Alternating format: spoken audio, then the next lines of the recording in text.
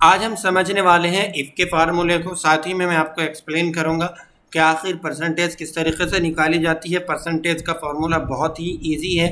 Okay, and यहाँ पे हम लोग जिस तरीके से यहाँ पे आप लोग डिफरेंट देख रहे होंगे कहीं कहीं पे, ठीक है, इसका इस खाने में तो यहाँ पे फेल किया हुआ है, इस खाने में फेल किया हुआ है, लेकिन यहाँ पे पास है। ठीक है, हमने फार्मूला लगाया हुआ है, इसमें भी हमने फार्मूला वही लगाया, इसमें भी हमने फार्मूला लगाया, सिर्फ एंड और का इस्तेमाल, कहीं पे हमने ए एन डी का यूज़ किया है, कहीं पे हमने ओ आर का इस्तेमाल किया है।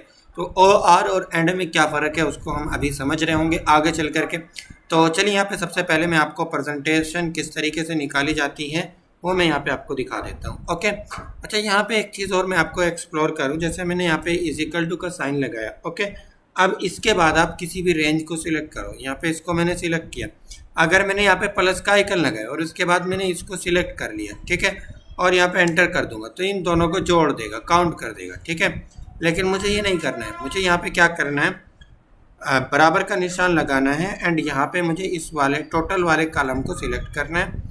ओके, और उसके बाद मुझे यहाँ पे डिवाइड का निशान लगाना है और मुझे 3 सब्जेक्ट हैं तो मैं यहाँ पे 3 नंबर लिखूंगा, एंटर करूँगा तो मेरी परसेंटेज निकल करके आ जाएगी। ठीक है, तो इस तरीके से भी बहुत सिंपल तरीके से आप काम कर सकते हैं। इस वाले कॉलम को अगर आप डिलीट करना चाहते हैं तो यहाँ पे आप कंट्रोल के साथ माइनस बटन प्रेस करिएगा, यह डिलीट हो जाएगा। ठीक है, अगर आप वापस से कोई ऐड करना चाहते हैं तो कंट्रोल के साथ आप प्लस बटन प्रेस कीजिएगा, ऐड हो जाएगा। ओके, लेकिन ये जो प्लस बटन काम करेगा ये न्यूमेरिक वाली पैड का ही काम करेगा, जो बैक स्पेस के बराबर में जो इक्वल टू के साथ जो होता है ना वो वाला काम नहीं करेगा। ठीक है, चलिए अब हम यहाँ पे नॉर्मल इफ़ का यूज़ देख लेते हैं। जैसे मैंने यहाँ पे रेंडमली नंबर लिखे, ओके, एंड यहाँ पे मैं ये दे देता हूँ। अब हम यहाँ पे इफ़ का फार्मूला लगाएंगे तो यहाँ पे बराबर का निशान, इफ़ एंड टैब बटन, उसके बाद हम यहाँ पे इस सेल को सिलेक्ट करेंगे और यहाँ पे इसको बताएंगे लेस देन, यानी कि अगर ये वाला कॉलम आपका क्या हो, 35 से कम हो। यहाँ पे हम इक्वल का निशान भी लगा लेते हैं। ठीक है, लेस देन लगाया हमने, यहाँ पे हम कह रहे हैं कि 35 से कम हो, उसके बाद हम यहाँ पे कोमा लगा लेंगे। इसके बाद हम यहाँ पे जो भी टेक्स्ट लिखते हैं फार्मूला के अंदर वो इन्वर्टेड कोमा में लिखते हैं।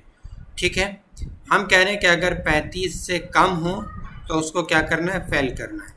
अदरवाइज अगर 35 से ज़्यादा है तो क्या करना है, पास करना है।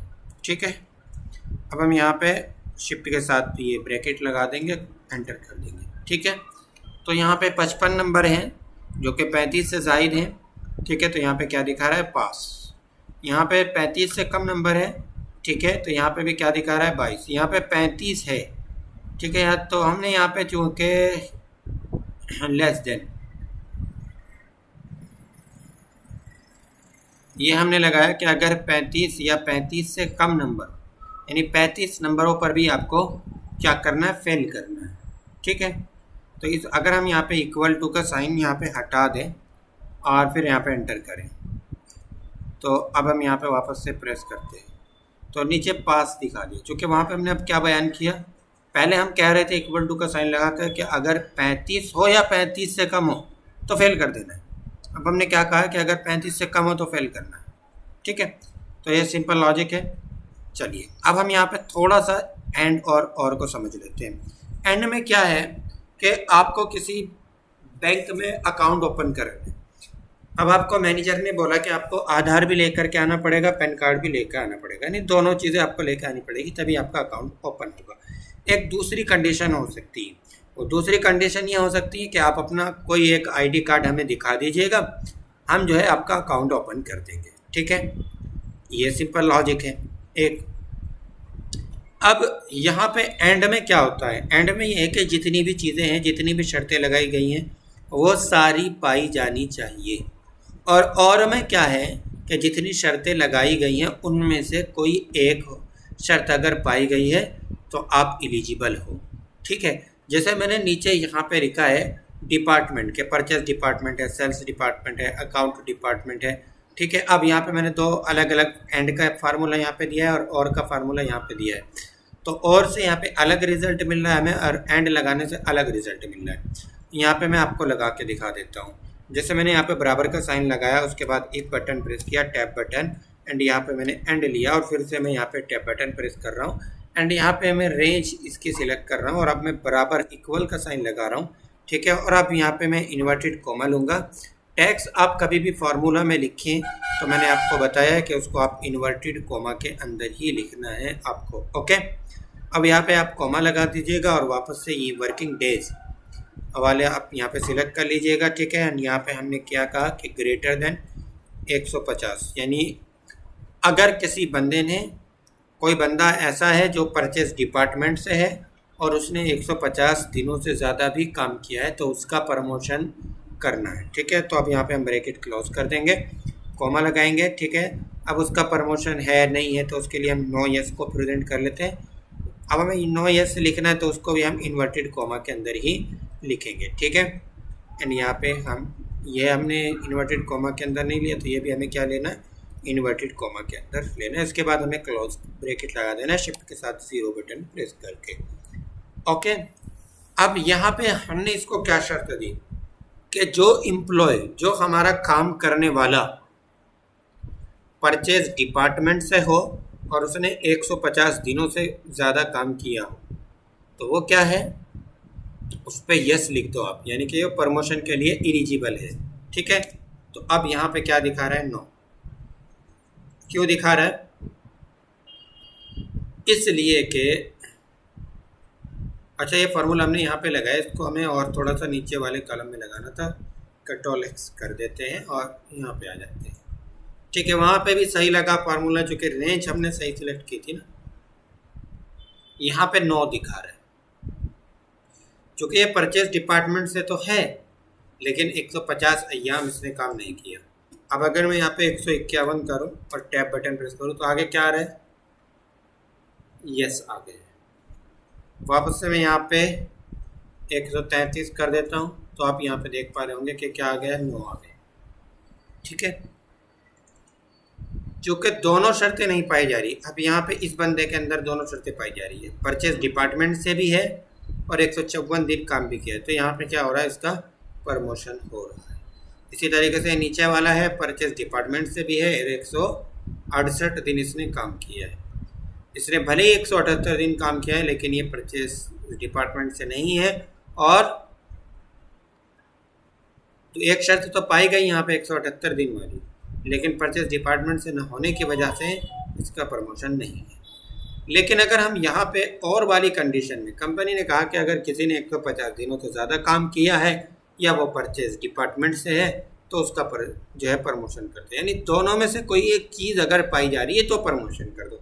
अब ऐसे केस में हम, जैसे हमने यहाँ पे फार्मूला लगाया था सेम इसी तरीके से फार्मूला लगाना है बस, और चेंज करना है आपको, ठीक है। इसके बटन प्रेस कर दो, ठीक है। यहाँ पे आए, कंट्रोल V कर दिया तो अभी तो फार्मूला वही है, तो यहाँ पे भी सेम रिजल्ट मिलने वाला है। तो हम यहाँ पे जाएंगे, एंड की जगह आपको यहाँ पे OR टाइप करना है, OR। अब आपका पूरे फार्मूले का कॉन्सेप्ट बदल गया है। अब देखना यहाँ पे, अब आपको अलग रिजल्ट मिल करके आएगा। यहाँ पे तो इसका प्रमोशन नहीं हो रहा, यहाँ पे हो रहा है। क्यों हो रहा है, यहाँ पे हमने यूज़ किया है और, यानी कंपनी ने पहले हमें ये कहा था कि जिसके अंदर ये 2 शर्तें पाई जाए उसका प्रमोशन करना है। अब हमें कंपनी कह रही है कि दोनों शर्तों में से अगर कोई एक भी पाई जा रही है तो उसका प्रमोशन कर दो। तो यही कंडीशन हमने यहाँ पे पास फेल के अंदर अप्लाई की है, ठीक है। कैसे मैं आपको दिखा देता हूँ। यहाँ पे मैंने इफ इस्तेमाल किया, उसके बाद OR यूज़ किया, यानी यहाँ पे मैं कह रहा हूँ कि इन तीनों सब्जेक्ट में से, ठीक है, अगर किसी एक में भी 35 से ज़्यादा नंबर है तो उसको क्या करो, पास कर दो, ठीक है। वहीं पे यहाँ पे मैं क्या कह रहा हूँ कि अगर तीनों में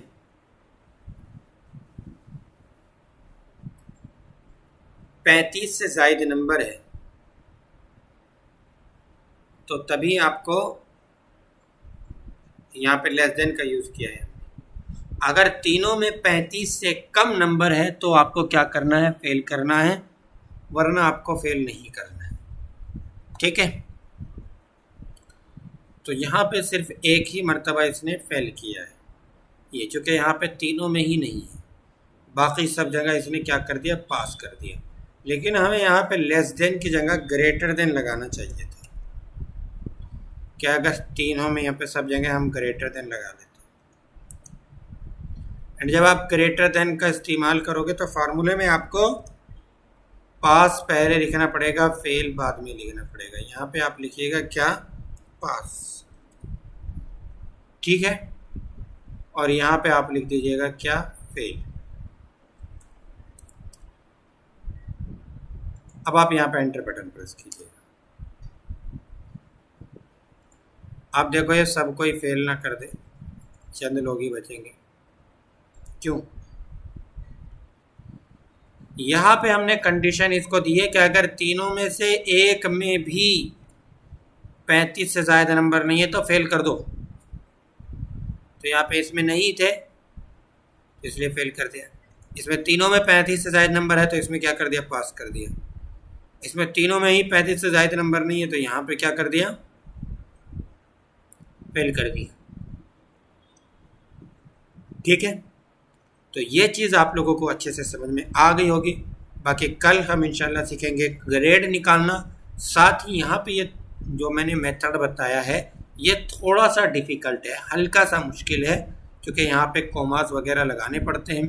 बाकी आगे जब हम सीखेंगे तो इंशाल्लाह मैं आपको इफ़ का एक बहुत आसान इस्तेमाल भी सिखाऊंगा, जिसमें आपको इतने ज़्यादा कॉमास वगैरह की बहुत सारी चीज़ों की झंझट नहीं होगी। ठीक है, चलिए मिलते हैं इंशाल्लाह अगली क्लास में।